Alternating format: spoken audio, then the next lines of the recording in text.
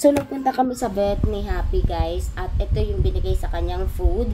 Bawal muna siya sa kahit na anong food. Intestinal food daw ito, guys. Ayan, low fat. So, kailangan niya ito dahil may lagnat siya. So, hindi ko alam na may lagnat siya. Bigla na lang siyang tumamlay. Hindi naman ganun katamlay kasi nalalabas naman namin siya.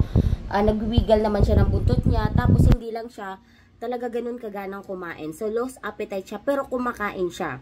Pero, hindi pwede na ganun. Pag may pagbabago sa mga dogs natin, kailangan agad-agad dalhin natin sa vet.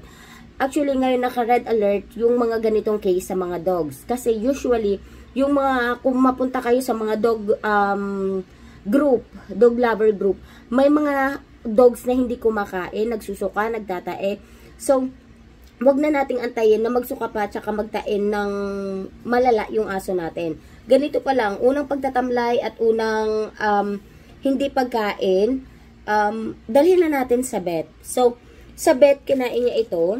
Pero sabi ni Doc, pag any treats is maalat. Kaya wag daw masyado sa treats. Tapos, since wala siyang vitamins, guys, in-offer ito ni Doc, which is para lang siyang gel. Para lang siyang gel. And then, nilalagay lang siya sa gums. So, hindi siya mahirap ipalunok or ipainom. Pwede siya sa cat and dogs, guys.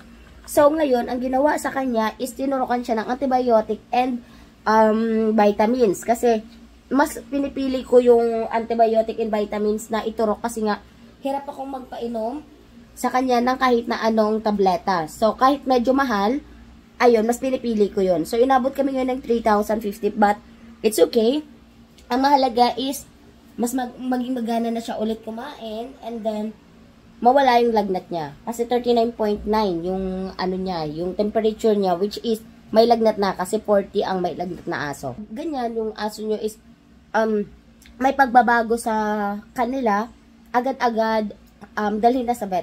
Huwag nang maniwala dun sa mga kung ano-ano na may mga turmeric daw, lalagyan ng itlog, lalagyan ng kung ano-ano, tapos papainom sa aso. Kasi ginawa ko yan sa una naming aso, hindi umepekto, namatay.